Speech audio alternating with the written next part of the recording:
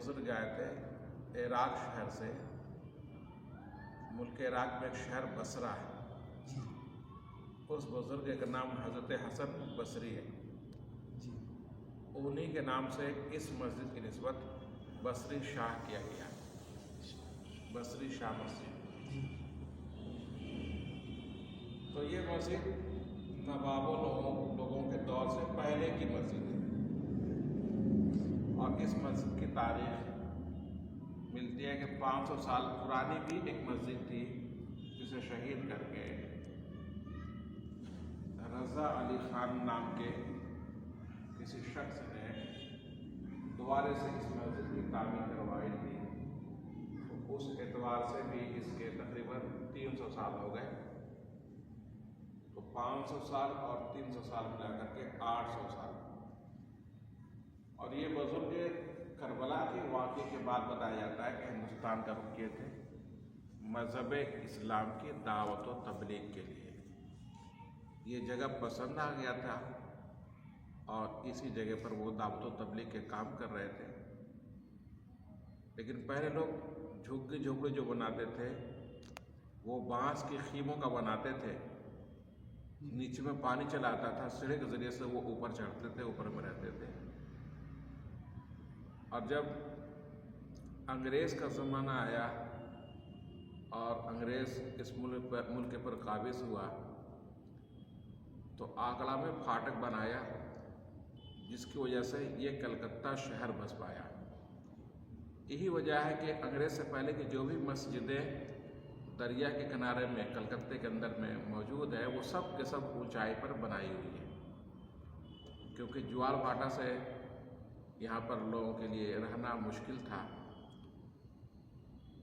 تو یہ اس کی اصل تاریخ ہے. لیکن اتنی بات ضرور ہے کہ کلکتہ میں اس سے قدیم کوئی مسجد یا کوئی عمارت نہیں ملتی.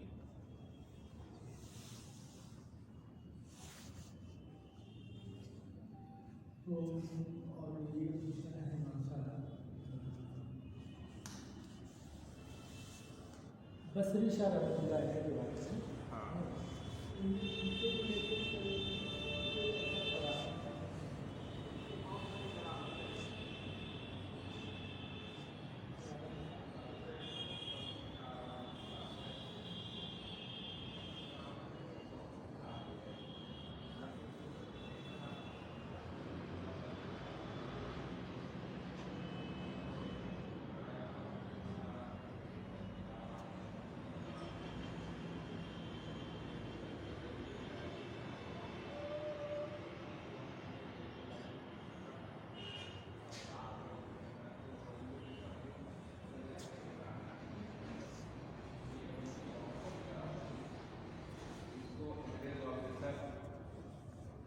ہر طرح سے بچھانے کی کوشش کر رہا تھا. تو اس نے اپنے لوگوں کو کہا کہ شاید کوئی ایسی چیز اس زمین کے اندر میں ہے جو لوہے کو برداشت نہیں کرتی ہے, اس لیے اس جگہ کی کھدائی کر کے اس چیز کو یہاں سے نکال دیا جائے تاکہ ریلوے کی لائن بچ جائے, اس کی پٹریاں بچ جائے.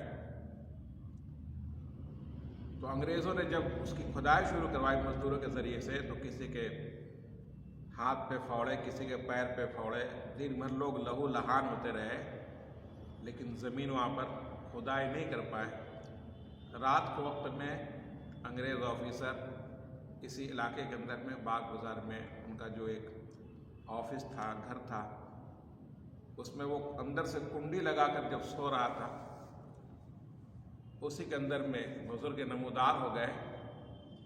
انگریز کو جگایا. انگریز دیکھ کر پریشان ہو گیا, کنڈی لگی ہوئی ہے, میرے کمرے میں کوئی باہر سے کوئی شخص کیسے آ سکتا ہے.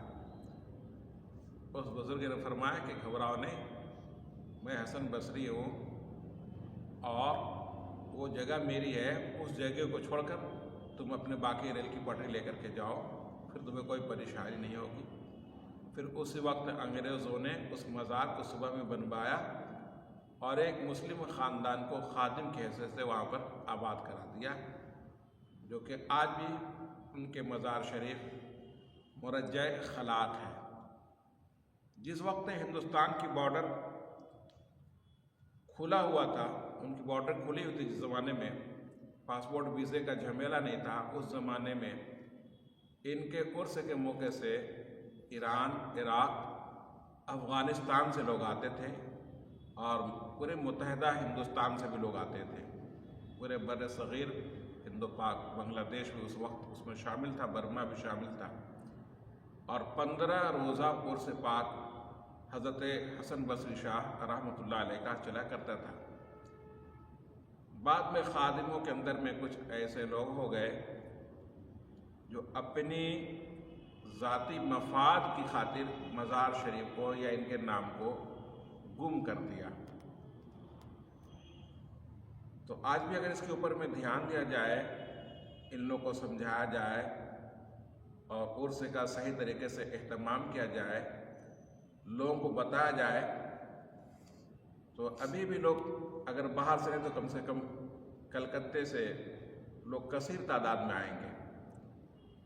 ان کے دربار سے آج بھی بہت زیادہ لوگ فیض حاصل کرتے ہیں، مسلمان سے زیادہ غیر مسلم ان کے مزارات پر حاضری دیتے ہیں اور ان کے فیض و برکات حاصل کرتے ہیں۔